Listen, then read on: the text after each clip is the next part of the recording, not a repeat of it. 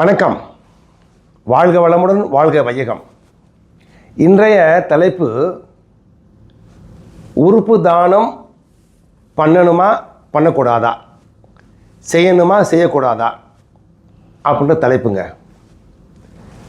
உறுப்பு தானம் பண்ணுறது தான் பெரிய தானம், மாபெரும் தானம், செஞ்சு தான் ஆகணும் அப்படின்னு சொல்லி தன்னுடைய வாதத்தை வைக்கிறதுக்கு சந்திரன் நிறையா ஆராய்ச்சி பண்ணி, ஸ்டடி பண்ணி, டாக்குமெண்ட்லாம் பண்ணி, டேட்டாவோடு பேச போகிறாரு. உறுப்பு தானம் ரொம்ப மகத்துவமான விஷயம் சொல்லி, இந்த பக்கம்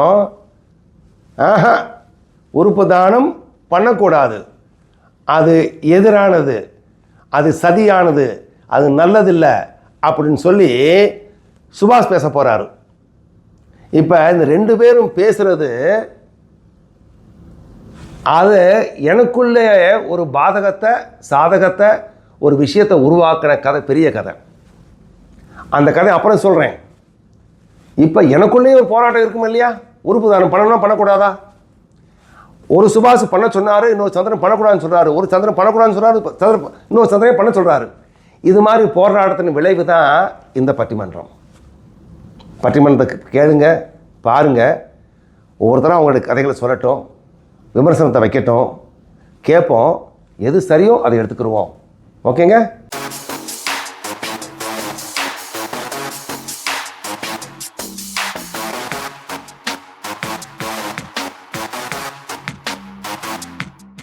இப்போ பட்டிமன்றத்தின் தொடக்கம், உறுப்பு தானம் பண்ணக்கூடாது, பண்ணுவது சரியில்லை, தர்மம் இல்லை, நியாயம் இல்லைன்னு நிறைய அடுக்குமொழியோடு பேசுகிறதுக்கு வர்றாரு சுபாஷ். கேட்போமா? ரெடியா நீங்கள்? வணக்கம் ஐயா. வணக்கம். உடல் உறுப்பு தானம் பண்ணக்கூடாது, அப்படி பண்ணுனா அது உகந்தது இல்லை, பண்ண மாட்டேன், இதை பற்றி நான் பேச போகிறேங்க. வாய்ப்பு கொடுத்ததுக்கு நன்றி. இப்போ உடல் உறுப்பு தானம் என்னையை பொறுத்த வரைக்கும், என்னுடைய ஆலோசனையை பொறுத்த வரைக்கும் செய்யக்கூடாதுன்னு சொல்கிறேன். எப்படி? ஒன்றுங்க, இந்த உடம்பு கொடுத்தது கடவுள். அவர் கொடுத்த உடம்புல இருக்க எல்லா உடல் உறுப்பையும் இந்த உடலோடு சேர்ந்து திருப்பி கொடுக்கணுங்க அவருக்கு. அதுதான் மரியாதை. நீங்கள் எனக்கு கிஃப்ட் கொடுக்குறீங்க, அந்த கிஃப்டை கார்டு நல்ல கிஃப்ட்டை திருப்பி கொடுப்பேனா அப்படியே கொடுப்பேனா? சேர்த்து போட்டு கொடுப்பேன். மொய் 100 ரூபா வச்சிங்க, நான் 100 ரூபா வைப்பேனா 150 ரூபா வைப்பேன் வட்டி போட்டு. அது மாதிரி இந்த உடம்பை கடவுளுக்கு கொடுத்த மாதிரி இன்னும் நல்ல முறையில் திருப்பி கொடுக்கணும். அதனால் உடல் உறுப்பு தானம் பண்ணுறது தவறு. ஏன்னா கடவுள் கொடுத்ததை நான் திருப்பி கொடுக்கின்றதை மாற்றி சொல்லக்கூடாது. ரெண்டாவது, ஜோசியக்காரன் என்ன சொல்கிறேன், நீ இந்த பிறவியில் உனக்கு கடவுள் கொடுத்ததை நீ தானம் பண்ணேனா, தானம் பண்ண பின்னால் அடுத்த பிறவியில் நீ இது இல்லாமல் பிறப்பேங்கிறான். ரொம்ப ஸ்ட்ராங் பாயிண்ட் இல்லையா? நான் ஜாதகத்தை நம்புகிறவன், ஜோசியத்தை நம்புகிறவன். அப்போ நான் ஏதாவது ஒன்று கொடுத்தேன்னு வச்சுங்களேன், அடுத்த பிறவி இல்லாமல் பிறக்கும் போது எனக்கு கஷ்டம் இல்லையா? அதனால் கொடுக்கக்கூடாது. இப்போ கேட்பீங்க, மதம் ஜாதி குலம் எங்கேயுமே சொல்லலையேன்னு சொல்லுவீங்க. கொடுக்க சொல்லியிருக்கானா? அதை பார்க்கலாம்ல.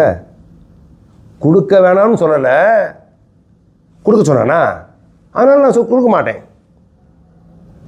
கடைசியாக செத்த பின்னால் என் பாடியை புதைக்கல இருப்பாங்களா, போய் கட் பண்ணதில் இருப்பாங்களா?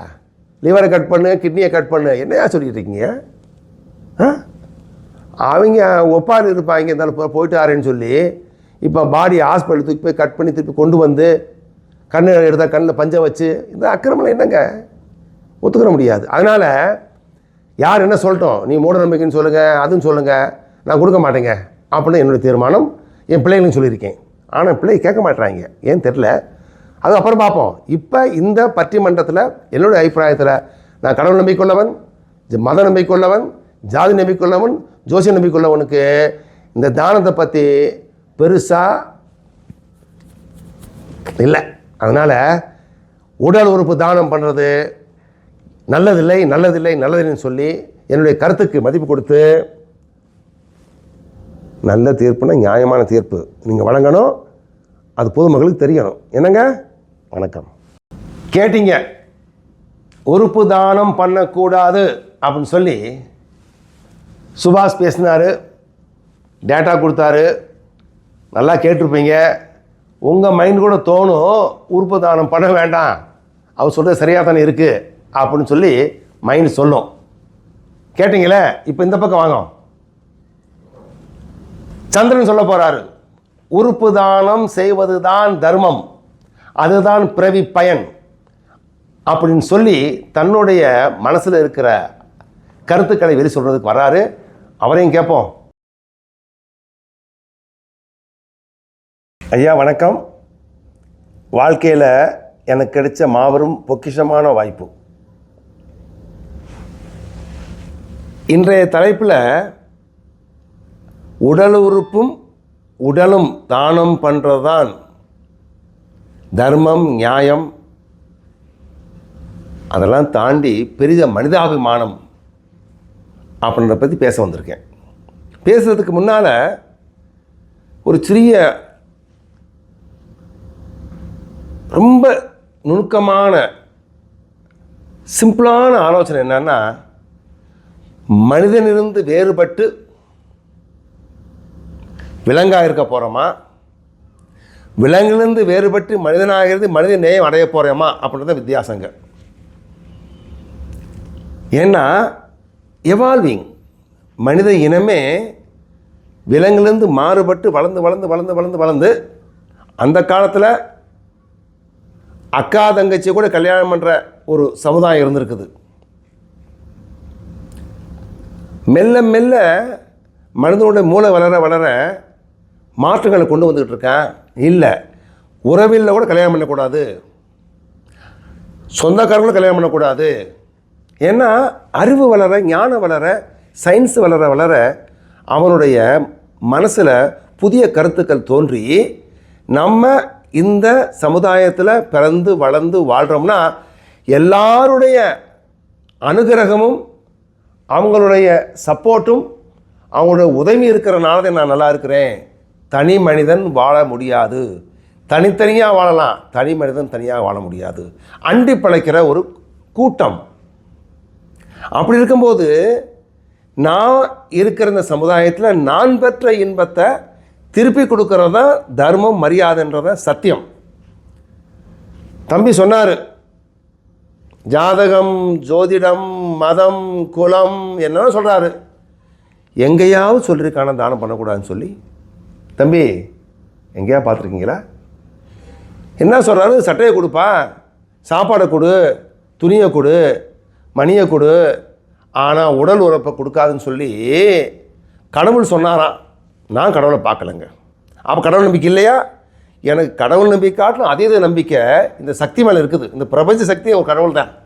கடவுள்னு சொல்லி சொல்லாமல் அதெல்லாம் தான் சக்தியை நம்புகிறேன் நான்.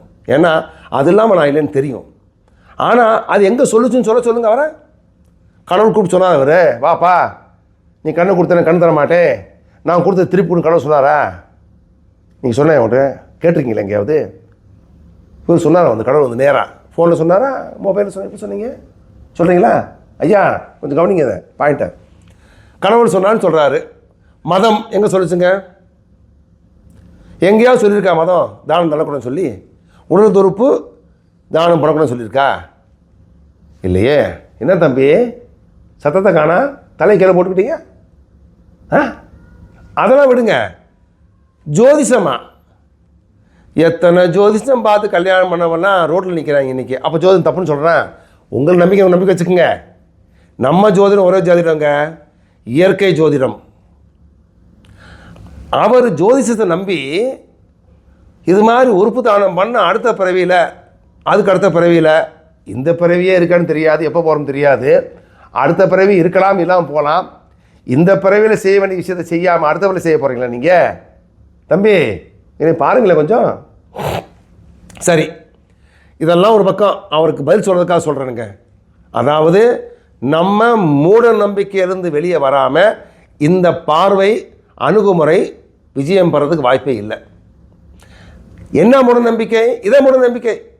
இன்னொரு பிறவி இருக்குது, சொல்ல முடியாது, இருக்கலாம்.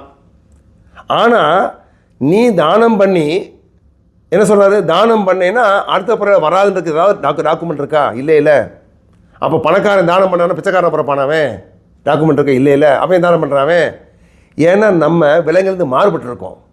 நமக்கு இந்த சமுதாயம் கொடுத்தது திருப்பி கொடுக்கணுங்க. நீங்கள் கெஸ்ட்டுங்க. இன்னைக்கு பிள்ளைய கூட பாருங்கள், பிறந்த நாளைக்கு ரிட்டர்ன் கிஃப்ட் கொடுக்குறாங்க இல்லையா? உண்மையாக பொய்யா?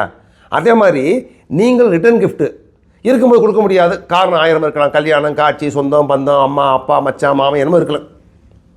இறந்த பிறகு வாழ்த்து காமியே எத்தனை கதைகளுங்க. தன்னுடைய மகன் இறந்த உடனே அவருடைய இருதயத்தை நாள் கொடுத்து அவனை காப்பாற்றுறதுக்கு பின்னால் மகளை பார்க்குறதுக்கு 2000 கிலோமீட்டர் போகிறார் ஆள்.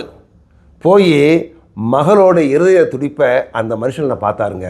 பார்த்த கண்ணில் தண்ணி வந்துடும். எத்தனை 1000 ஆளுங்க டொனேஷன் பண்ணிகிட்டு இருக்காங்க. ஏன்?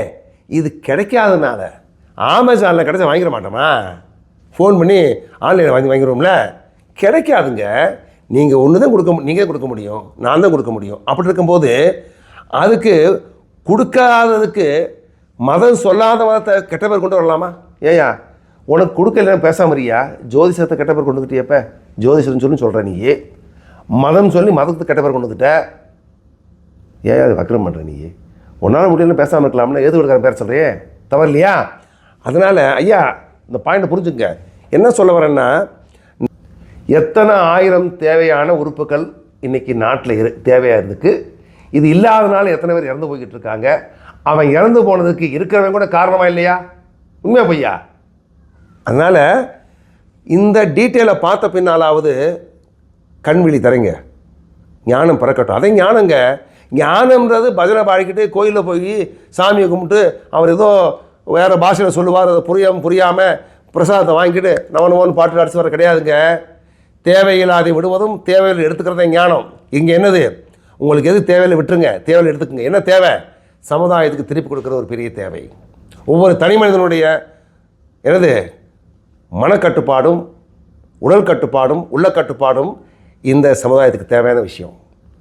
அதை கொடுக்கறதுக்கு ரெடி ஆகலைன்னு சொன்னால் அப்புறம் என்ன வாழ்க்கை? சரி, இப்போ உலக அளவில் எல்லாரும் எல்லா விஷயங்களில் சொல்கிறது என்னென்னா, நம்மளால் எதை முடியும் கொடுக்கணும் அப்படின்னும் போது இங்கே என்ன சொல்கிறோம்? நம்ம கொடுக்கறது கிடைக்கிறத, அது பெரிய விஷயம் கிடையாது. கிடைக்காதது கொடுக்கணும் இல்லையா? உங்களாலேயோ என்னாலேயோ யாராலையும் உருவாக்க முடியாதது kidney, liver, pancreas, heart, lungs, brain.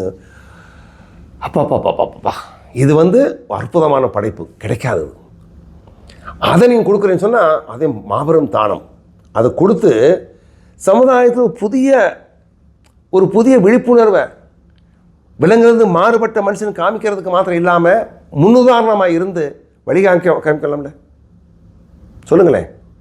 அதனால் உடல் தானம், உறுப்பு தானம் செய்வது தான் எல்லா தானத்திலும் மாபெரும் தானம் சொல்லி, இன்றைய சூழ்நிலையில் மனிதன் மாறுபடணும், வித்தியாசமாக இருக்கணும், வித்தியாசமாக பார்க்கணும். மதம், குலம், கோத்திரம், ஜாதி இதெல்லாம் சொல்லாமல், அதன் பேரில் முகமுடியை போடாமல் நீங்கள் வெளியே வந்து என்னோடு உள்ள நண்பர்களும் என்னோடு உள்ள சகஜீவிகளும் நான் பெற்ற இன்பம் பெருக வைங்க மாதிரி எல்லாரும் நலன் வாழ நம்மளால் முடிஞ்ச மாபெரும் உதவி இதுவாக இருக்குன்னு சொல்லிவிட்டு, ஐயா டேட்டா சொல்லிவிட்டு காமிச்சிட்டேன், யார் என்ன பண்ணாதையும் காமிச்சிட்டேன், தம்பி சொல்கிறதுக்கு பதில் சொல்லிட்டேன். தீர்ப்பு எது கொடுத்தாலும் நீங்கள் எப்படி சொன்னாலும் என்னையை பொறுத்த வரைக்கும் நான் ஆழமாக சொல்கிறேன், உறுதியாக சொல்கிறேன், இந்த நிமிஷத்துன்னு சொல்கிறேன். இந்த பேசிகிட்டு இருக்க நான் கூட தானம் பண்ணியிருக்கேன் தெரியுமா உங்களுக்கு? அதனால் தானம் பண்ணுவது தான் தர்மம் சொல்லி நல்ல ஒரு தீர்ப்பை வழங்கும் சொல்லி வேண்டிக்கிட்டு, இதை பார்க்குற எல்லாருக்குமே இன்றைக்கி இருந்து ஏதாவது முடிவெடுக்கணும்ல, ஒரு முடிவு எடுக்கணும். எஸ், நான் இறந்த பின்னாலேயோ அல்லது இருக்கும்போதோ ஏதாவது தானம் பண்ணுறேன். அதில் பெரிய தானம் உடல் தானம், உள்ள தானம், உறுப்பு தானம், ஏதாவது தானம் சொல்லி தானத்தோட வழியில் போங்க. Charity begins at home. சேரிட்டின்றது தானம்ன்றது வாழ்க்கையில் பாகம் எல்லாமே அதே வாழ்க்கையாக மாறணும்னு வேண்டிக்கிட்டு, ரெண்டு பக்கமும் பேசுனாங்க. 2 விதமான கருத்துக்களை கேட்டிருப்பீங்க. இந்த கருத்துக்கள்ல இருந்து நான் எடுத்துக்கிட்டது, நான் எப்படி தீர்மானத்துக்கு வந்திருப்பேன் அப்படின்றத சொல்கிறேன். முதல்ல என்ன சொல்கிறேன்னா, நான் ஒரு ரேடிக்கலாக வித்தியாசமாக பார்க்குற அணுகுமுறையில் ஒரு ஆளுங்க. அது என்னுடைய ஜீனில் வந்திருக்கலாம், வளர்ப்பில் வந்திருக்கலாம். தவறாக சரியாக எனக்கு தெரியாது. புதுமைன்னு இல்லை, ஒரு வித்தியாசமாக செய்யணும்னு ஆசை எப்பயுமே இருக்கும். அப்போ நான் சந்தித்த ஆள்கள்லாம் இது மாதிரி தானம், தர்மம், சத்தியம், நேர்மை இதுல வளர்ந்தவங்களாக இருக்கலாங்க. அவங்க சொன்னதுனாலையோ, புஸ்தகங்களை படித்ததுனாலையோ, கோட்பாடுகள் தெரிஞ்சுக்கிட்டதுனாலையோ, உலகம் சுற்றுனதுனாலையோ எனக்கு இந்த ஞானம் மெல்ல மெல்ல மெல்ல ஒரு ஆலமரம் மாதிரி விரிவடைஞ்சா எப்படி இருக்கும் அப்படி ஆயிடுச்சுங்க. இந்த சந்தர்ப்பத்தில் நான் என்ன பண்ணேன், இந்த உடல் தானம், உறுப்பு தானத்தை பற்றி எங்கெல்லாம் பேச முடியும் பேசிக்கிட்டு இருந்தேன். அப்போ ஒருத்தர் சொல்கிறாரு, தம்பி பேசுகிறீங்க, நல்லா தான் இருக்குது, அருமையாக பேசுகிறீங்க, அழகாக பேசுகிறீங்க, நீங்கள் என்னங்க பண்ணீங்கன்னு கேட்டார். அப்போ கன்னத்தில் அரைஞ்ச மாதிரி இல்லை, செருப்படுத்தி அரைஞ்ச மாதிரி இருந்துச்சு. ஸ்டேஜ் வந்து கீழே இறங்கி போய் உறுப்பு தானம், உடல் தானம் பண்ணுறதுக்கான டாக்குமெண்ட்லாம் பண்ணிவிட்டு, சுய விமர்சனம் பண்ணிவிட்டு, சொல்வதை செய், செய்வதை சொல் அப்படின்ற ஒரு பிளாட்ஃபார்மில் நின்றுக்கிட்டு வேலை செய்ய ஆரம்பித்தேன். அது ஆரம்பம். இப்போ இது மாதிரி போய்கிட்டு இருக்குது. என்னுடைய மகனுடைய கல்யாணம் தீர்மானம் பண்ணுறாங்க. மகனுடைய கல்யாணத்தில் சொல்ல வேணாம், பெரிய ஆள் அவர் ஒரு வருமான வரி அதிகாரி, ஒரு பெரிய சிவில் சர்வெண்ட்டு. அவர் கல்யாணத்தில் நான் உறுப்பு உடல் தானம் பண்ணணும்னு சொல்கிற ஒரு போர்டு வைக்கணும் தீர்மானம் எடுத்தேன். தீர்மானம் எடுத்து மோகன் ஃபவுண்டேஷன் ஒரு ஆர்கனைசேஷன் இருக்குது, அவங்க இது மாதிரி நிறைய வேலை செஞ்சுக்கிட்டு இருக்காங்க, அவங்கள கூப்பிட்டு சொன்னேன் ஒரு போர்டு வைக்கணுங்க. அவங்க கூட கொஞ்சம் பார்த்தாங்க. ஏன்னா இது வரைக்கும் உறுப்பு தானம் பண்ணுற மீட்டிங் நடந்திருக்குது, ஆனால் கல்யாணத்துலேயோ ஒரு நல்ல வைபவத்துலேயோ ஒரு நல்ல நிகழ்வுகள்லையோ இது மாதிரி வச்சதில்லை அப்படின்றது அந்த அம்மா வயலில் இருக்குமோ எனக்கு தெரியலை. கொஞ்சம் திருச்சி பார்த்தாங்க. ஏன்னா உங்கள் வீட்டிலலாம் கேட்டுதையும் செய்கிறீங்களான்னு கேட்டாங்க. ஆமாங்கன்னு சொன்னேன். ஒன்றும் சொல்லலை அம்மா. போர்டு ரெடி பண்ணி வச்சுட்டு அன்னைக்கு சாயந்தரம் ஃபங்க்ஷன். என்னுடைய மகனுக்கு நிறைய நண்பர்கள் இருக்காங்க, அவர் பெரிய அதிகாரி இல்லையா, அவர்கிட்ட போய் என்னப்பா உங்கள் அப்பா இது மாதிரி கல்யாணத்தில் போய் உடல் தானம் உறுப்பு தானம் பண்ணக்கூடிய போர்டை வைக்கிறாரே, அமங்கலம் இல்லையா, அவசகுணம் இல்லையா, எப்படி அவங்க அப்பா பண்ணுறாரு மாதிரி அப்படின்னு சொன்ன உடனே பையன் சொன்னான், எங்கள் அப்பா கொஞ்சம் லூஸு, இன்னும் கொஞ்சம் லூஸு, நான் சொன்ன கேட்க மாட்டார், நீங்கள் போய் சொல்லி பாருங்க அப்படின்னாரு. ஏன்னா அவர் வருமான வரி அதிகாரி, நிறையா படிச்சிருக்காரு, பெரிய ஆள். என்கிட்ட வந்தாங்க. வந்து மெல்ல, சார் என்னங்கய்யா ஒரு விஷயம் பேசணும்னு சொல்லி அப்படியே வந்தாங்க. சொல்லுங்க என்ன, சீக்கிரம் வேலை நிறையா இருக்குங்க. இல்லைங்க இது வந்து நல்ல சுப முகூர்த்தம், கல்யாண விஷயம், இங்கே வந்து உடல் தானம் உறுப்பு தானத்தை பற்றி போர்டு வைக்கிற நல்லா இல்லை அப்படின்னு எங்கள் அபிப்பிராயம், இந்த போர்டு எடுத்துடலாம்ல அப்படின்னு சொல்லிட்டு இப்படி பார்த்தாங்க. நான் சொன்னேன், உங்கள் மகன் கல்யாணத்தை உங்களை வைக்க சொன்னால் நீங்கள் வைக்காமல் இருங்க, இது என் மகன் கல்யாணம், என்னுடைய பொறுப்பு, நான் இங்கே வைப்பேன், இதை யாரும் தடுக்க முடியாதுங்க, எனக்கு நல்ல காரியம் செய்யும்போது தடை பண்ணாதீங்க அப்படின்னு சொல்லிட்டு சொன்ன உடனே சாரி சார் அப்படின்ட்டு போய் மகன்கிட்ட சொன்னாங்க, தம்பி உங்கள் அப்பா கொஞ்சம் லூஸுன்னு சொன்னீங்கள, இல்லை ஃபுல் லூஸ் தான், மாற்ற முடியாது இருந்தால அப்படின்ட்டு போயிட்டாங்க. உறுப்பு தானம் போட வச்சங்க. என்னுடைய அபிப்பிராயத்தில் எங்கே பார்த்தேன்னு தெரில, நான் வச்சது முதல் முறையாக இருக்குன்னு நினைக்கிறேன். அதுக்காக சர்டிஃபிகேட் கேட்கல, அந்த தைரியம் எனக்கு இருக்குது, உடன்பாடு இருக்குது, என்னுடைய சமுதாயத்துக்கு எனக்கு திருப்பி கொடுக்கணும்னு ஆசை இருக்குது. அது நான் பண்ணேன், என் மகனை வச்சு பண்ண வச்சேன், அது மகனுடைய கல்யாணத்தில் வச்சேன். ஒரு 250 பேர் கையெழுத்து போட்டாங்க. ஒரு ஆள் கூட இது ஏன் வச்சேன்னு கேட்கல, சந்தோஷப்பட்டாங்க, வித்தியாசமாக பண்ணியிருக்காங்கன்னு சொல்லி. கொஞ்சம் அந்த பணத்தையும் கொடுத்தேன், இந்த மொய் வரும்னு சொல்லுவாங்களே அதையும் கொடுத்தேன். அங்கே தான் ஆரம்பங்க. அதுக்கப்புறமேலு எங்கே போனாலும் இதை பற்றி பேச ஆரம்பித்தேன். எல்லாருக்கும் சந்தோஷம். நான் சொன்னேன், பெரியார் பிறந்த மண் யாது, நான் நாத்திகனும் ஆசிரியன் கிடையாது, ஏதோ சக்தி இருக்குன்னு நம்புகிறேன், ஆனால் மூட நம்பிக்கைக்கு 100 சாமான் எதிரானவன் நான்.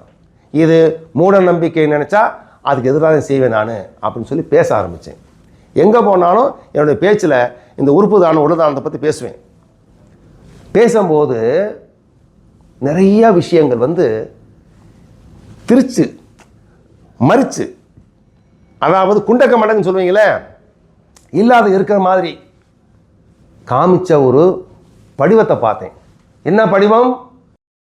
தர்மம் சொல்லுது, குலம் சொல்லுது, ரிலிஜியன் சொல்லுது, ஜாதி சொல்லுது, மதம் சொல்லுதுன்னு சொல்லி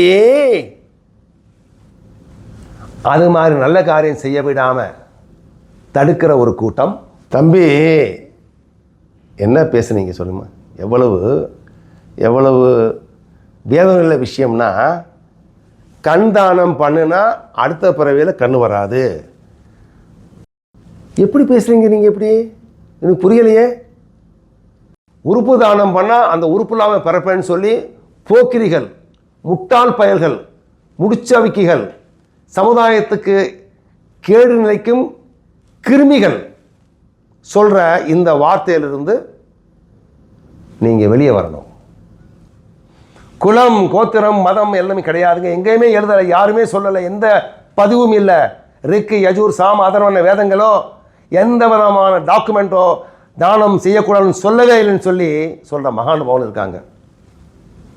இந்த 2 பேரையும் சந்தித்த பின்னால் ஒன்றே ஒன்று, என்னால் இருக்கும்போது கொடுக்க முடியாதது நிறையா.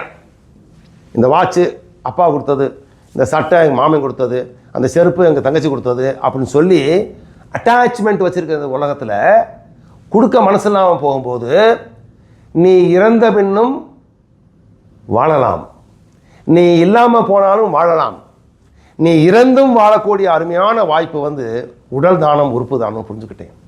எத்தனை கதைகள்ங்க, கண்ணில் தண்ணியில் ரத்தம் வந்துடும். எத்தனை குடும்பங்கள் காப்பாற்றப்பட்டிருக்காங்க, எத்தனை அருமையான இளமையான புதுமையான ஞானமுள்ள ஆண்கள் காப்பாற்றப்பட்டிருக்காங்க. ஏன்? இந்த உறுப்பு தானம், உடல் தானத்தினால. அது மாதிரி தானம் பண்ண ஆளுக சொர்க்கத்துக்கு போகலை, இங்கே தான் இருக்கிறாங்க அப்படின்னு சொன்னார் இவர். இவர் என்ன சொன்னார்? சொர்க்கமாவது நரகமாவது அதை பார்த்தவன் இது வரைக்கும் சொல்லவும் இல்லை, பார்த்தவனும் இல்லை. சொர்க்கத்துக்கு போனானா போகலன்னு தெரியாது. ஒன்று மாத்திரம் உண்மை, அவன் செத்தப்படாது, அவன் இங்கே சொர்க்கத்துக்கு கொடுத்துட்டு போயிட்டான் ஒரு ஆளுக்கு அப்படின்னு அவர் பேசினார். சத்தியம் என்னன்னா, இந்த பூமி, இந்த மண், இது நம்முடைய தாய் மண்ணில் தானம் அல்லது தர்மம் அப்படின்றது ஒரு வாழ்க்கையில் ஒரு பாகமாக இருக்குங்க. அது வாழ்க்கையே தர்மமாக இருக்கலாம். விருந்தோம்பலை பற்றி திருவள்ளுவர் சொல்லியிருக்கிறத பாருங்கள். அது இல்லாமல் நிறையா கருத்துக்களை பெரிய பெரிய மகான்கள் சொல்லிட்டு போயிருக்காங்க. ஆனால் அவங்க உறுப்பு தானம் பண்ணணும்னு எழுதலைன்னு சொல்லிட்டு செய்யக்கூடாதுன்னு சொல்கிற இவர், எழுதாதனால செய்யக்கூடாதுன்னு இல்லைங்க, எழுதாமல் கூட செய்யலாம்னு இவர் சொன்னதெல்லாம் கூட்டி கழித்து பார்த்தோம்னா, வாழ்க்கையில் இறந்தும் நீங்கள் இருக்கணும்னா உறுப்பு தானம் பண்ணணும் அப்படின்னு சொல்லி கட்டாயப்படுத்தலை, பண்ணுறது நல்லது. நாடும் இந்த வீடும் இந்த மக்களும் எல்லாம் நல்லா இருக்க வேண்டிக்கிட்டு, இந்த பதிவில் யாராவது உறுதிமொழி எடுத்துக்கணும்னா ஒரே உறுதிமொழி, உங்களால் முடிஞ்ச தானங்கள் இருக்கும்போதும் இல்லாத போதும் செய்யணும்னு நினச்சிக்கிட்டு முடிவெடுத்து மீண்டும் சந்திக்கும் வரை வணக்கம். எல்லாமும் நீயே, எல்லோரும் நீயே. நல்ல விஷயங்களை பகிர்வது ஒரு தர்மம். பகிருங்கள். சப்ஸ்கிரிப்ஷன் பட்டனை அமுக்குங்கள்.